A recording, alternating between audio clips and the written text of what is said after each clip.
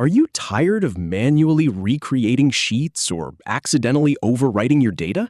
Learn how to duplicate any sheet in Smartsheet in under 2 minutes. I'll walk you through the exact steps, from the home page to your new independent copy. Let's get started.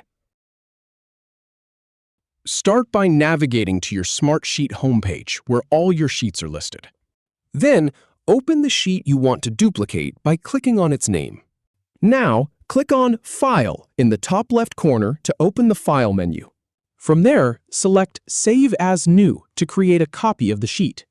In the dialog that appears, enter a name for the new sheet. Then, choose the workspace or folder where you want to save the copy. Click OK to confirm the location. Finally, click Save.